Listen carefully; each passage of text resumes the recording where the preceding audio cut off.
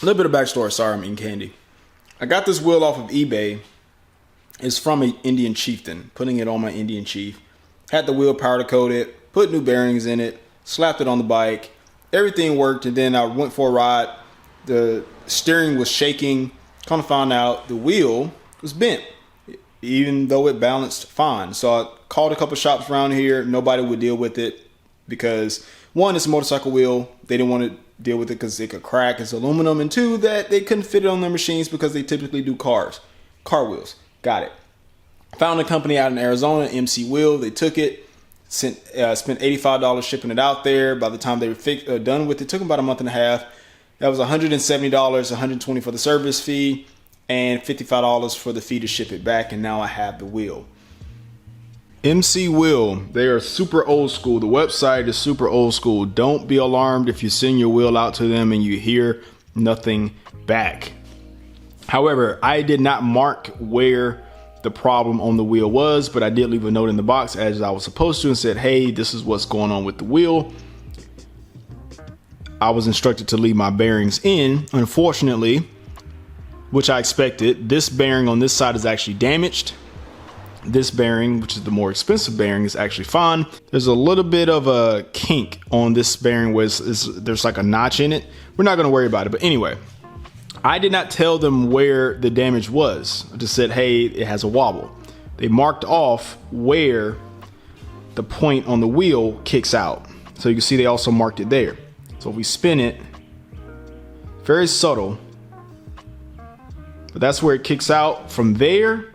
And I guess there was a point there, and they wrote something on here, and I guess there was a kink on that side as well. I've already mounted my TPMS sensor on here so I can monitor my tire pressure and ride command. So previously, when I was spinning this on the balancer, you would see the damage right here where the Truin piece is, and that let me know that the wheel was damaged. So we're going to spin this now. We can see what it looks like now.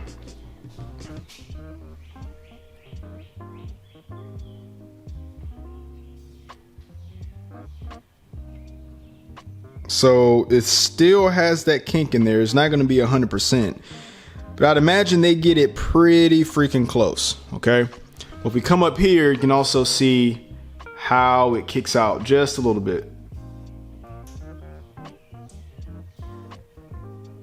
It's very subtle. I can't say I'm very pleased with how they were able to work with the finish on this.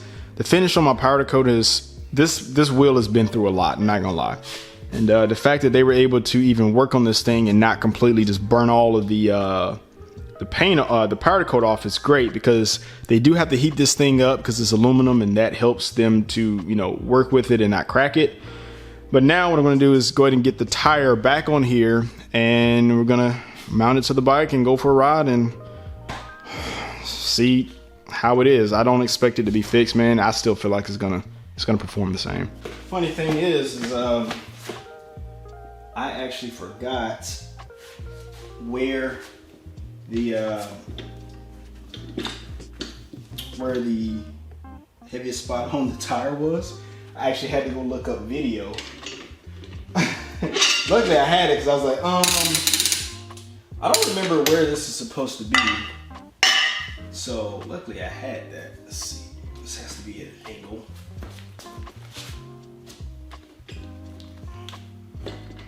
There we go. And now we're gonna walk the first bead on with the ratchet, because this tire's cold and it's being a little stubborn. We're just gonna do it this way.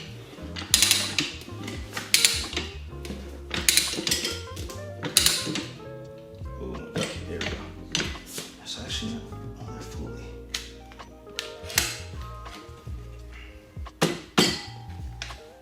Actually, yeah, it's on there. Okay. Let's keep going.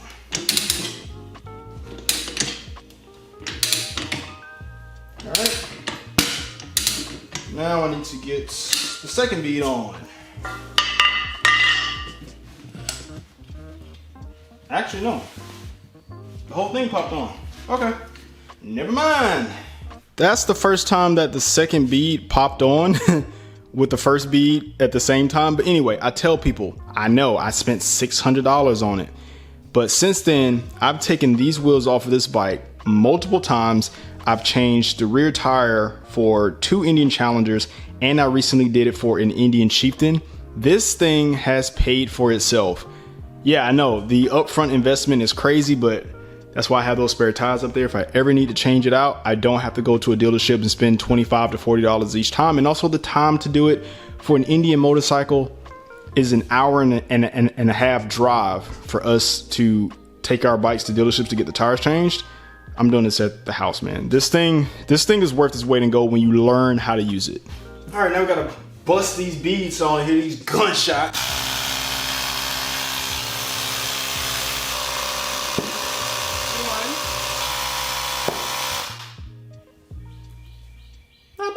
Then again, this tire has been taken off a couple times, but gonna set it to optimal PSI and we're good. Let me get these pinch bolts out. I really need some new gloves, man. I have chewed through these mechanics wear gloves. I have chewed through these things, man. Look at that. I don't even know why I still wear these things. Probably because they have the impact resistance on them. But yeah, my fingers have gone through these things. No, just lift. There we go. Come all the way out with it. Once you get started, you can pretty much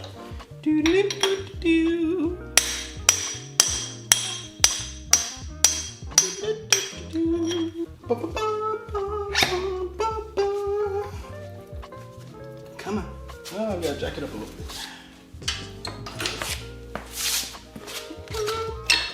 And our wheel comes. Well, wheel species first. Alrighty, I gotta get this rotor off so I can put it back on my wheel.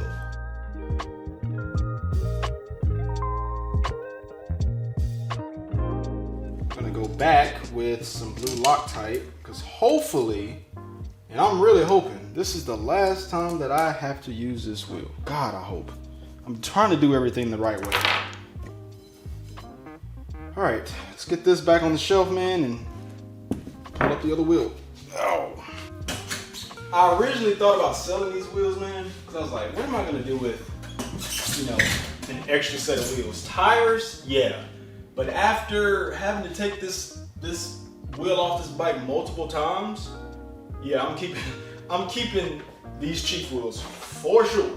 All right, so now we gotta get my rotor back on here. I don't remember what the torque value is, so I'm gonna have to go look that up, but I'm gonna line that up.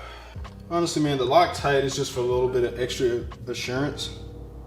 And when I say a little bit, I'm talking like it's barely even on there. Just to make sure that these bolts don't come off. But I'm torquing them down. Not gonna really worry about it. But like I said, red comes with these. This was already on here.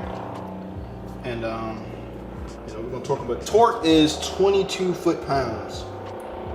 that was a lot. I had my number backwards for the axle. The front axle is actually 52, the rear is 65. But I still always check this stuff before I start torquing stuff down, because that is when you start getting in trouble. So we're gonna go ahead and do this and torque it down, and we're gonna flip it over and do my spacer. I like doing these in a pattern, like a star pattern. I don't think the manual even says you have to do that, but my theory was spread the torque out versus trying to like do all of these and it torques it too much on one side. But being that these are set to 22 foot-pounds is not a lot of torque. Like if you're doing like 50 or something, then yeah, you're gonna want to spread all of that out. And I know you guys have seen me do this multiple times, but the truth is, this is what's a part of maintaining your bike, doing a lot of stuff over and over again, and also in my case, learning from mistakes and being more efficient doing it the second time around. And because of that, I'm able to do this stuff would take me days previously, and now I'm able to do it all in this case, a couple hours. So we're gonna flip this thing over and we're gonna do the other side. got my beautiful spacer. I'm gonna put like that.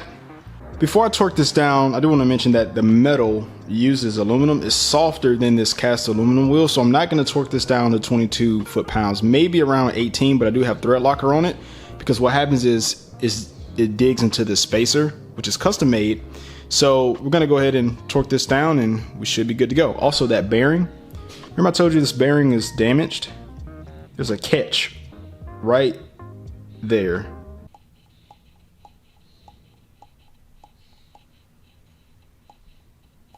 That's the damage. No, that's too much. We're gonna drop that down. I don't like how far that's going. I'm not worried about the bolts. I'm more so worried about the metal. I'm gonna do 14 because it's pretty tight as is. I've never had a problem with these backing out. I did hand tighten them last time, but yeah, that's enough. Worst case, man, being that I've done CAD recently, this spacer is so easy to make. I've actually redesigned it and I added a chamfer in here so that bolt sits inside of the spacer a little bit to take some of the pressure off of the surface. And if I needed to, I could just have it redone, but this one works fine. The only reason this came off is because I was more so worried about them damaging it. So I think we're good. Oh, that one's not done. Alright, so I spun this wheel a couple times. Probably do it one more time. See if it lands at the top. But if so, I'm gonna start with 2 weights. Gonna put a little piece of tape on it just to kind of hold it down. See what happens, and if I have to, I add more weight. Hopefully I don't. See, I see it floated back to the top. So we're gonna take 2 weights like that. Stick it like that, rotate this to the side. There's my point. We'll mount these in here like this. Hopefully I don't have to add more, like 5 freaking weights. See what happens.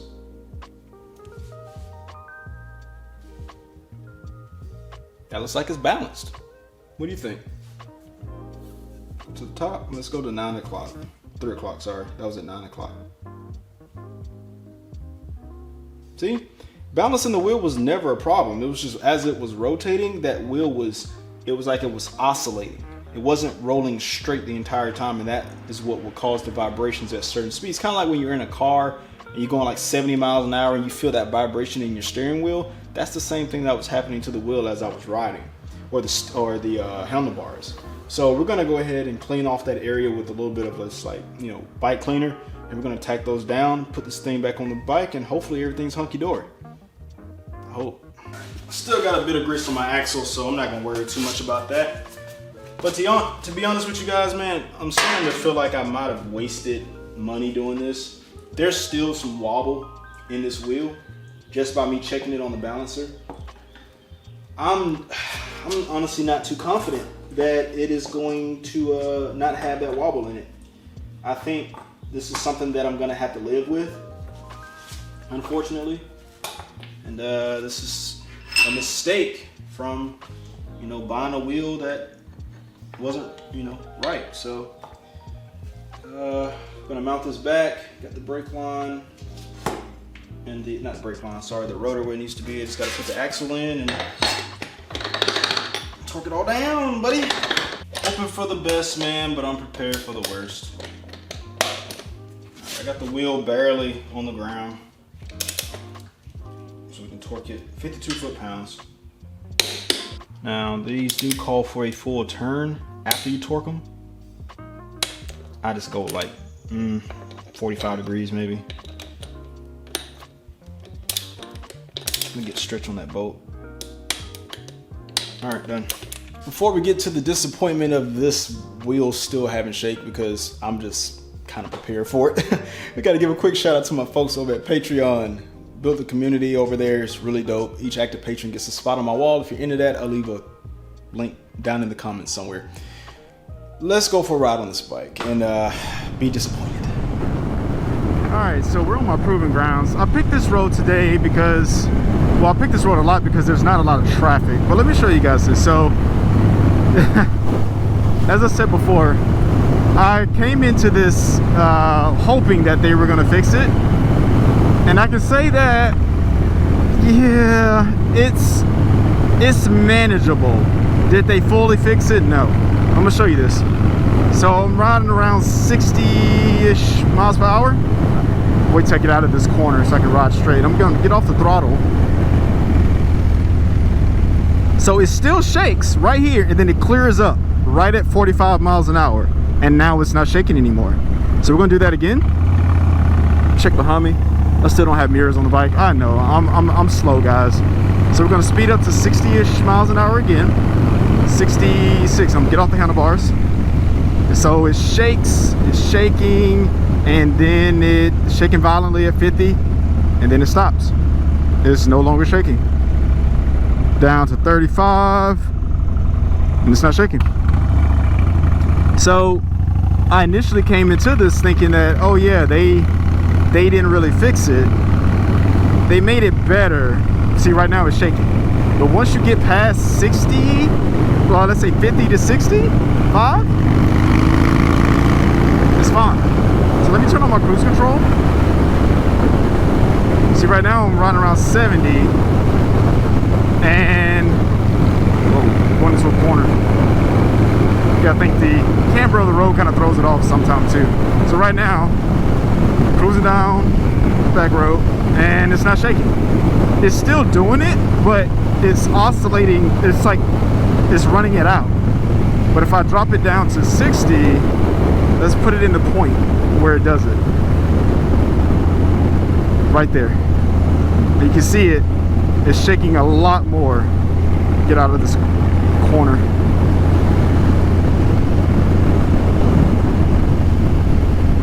Still doing it. It's doing it a lot right there. So I'm gonna say this is manageable at this point. I think I can live with that. But I can also tell you, you see the PSI says 37 in the rear, 34 in the front. So I now have my tire pressure. But you can also see that my tire pressure light is on, letting me know that my pressure is too low. Now I don't know exactly. I don't want to believe it is 35 PSI.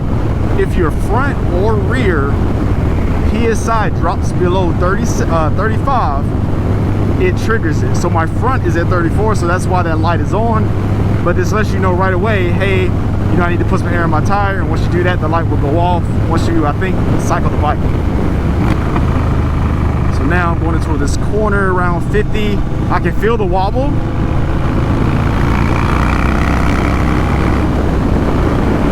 Yeah, man, I think it's, see right now, it's not doing it. I can live with this.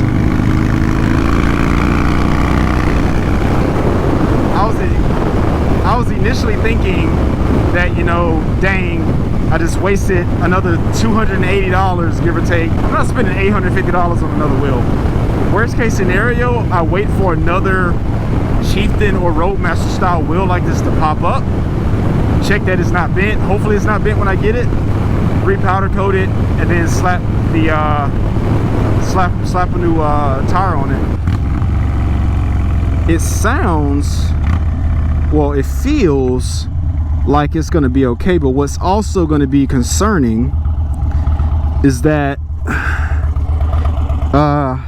there's a good chance that I could be wearing in this tire in an uneven way. I'm not gonna worry about it. I'm satisfied with this. It is a bent wheel. It has been fixed, give or take, somewhat, and it balances fine. And at a certain point, it does that weird shake, and then it goes away. So I'm not gonna worry about it. We're gonna ride it, and we're gonna focus on, shoot, man, just enjoying this thing. Like that.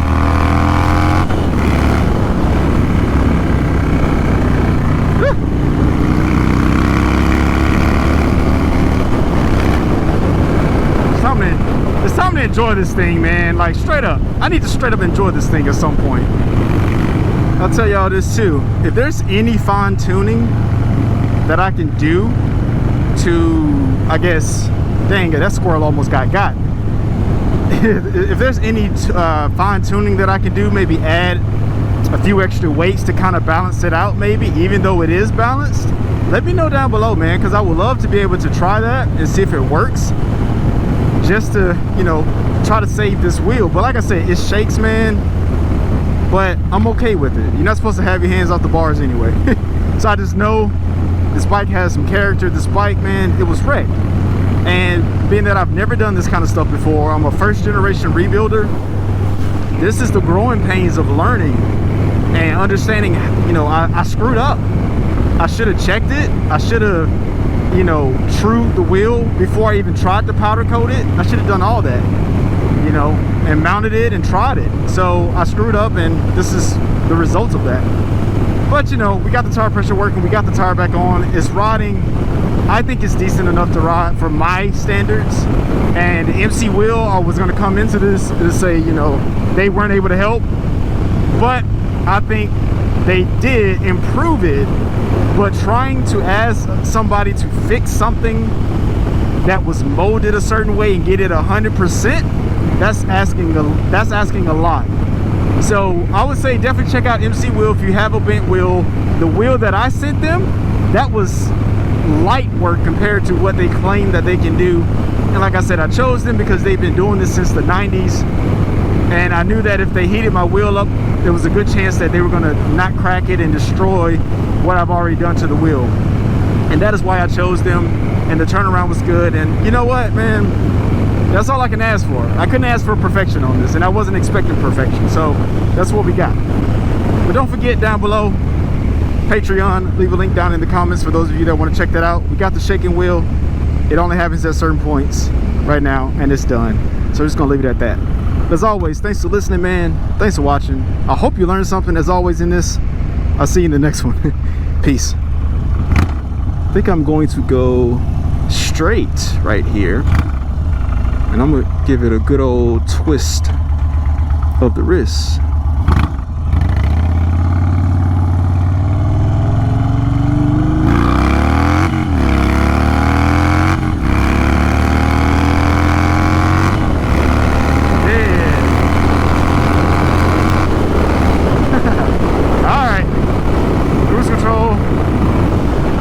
I'm out of here. Lean in there. There we go. Yeah.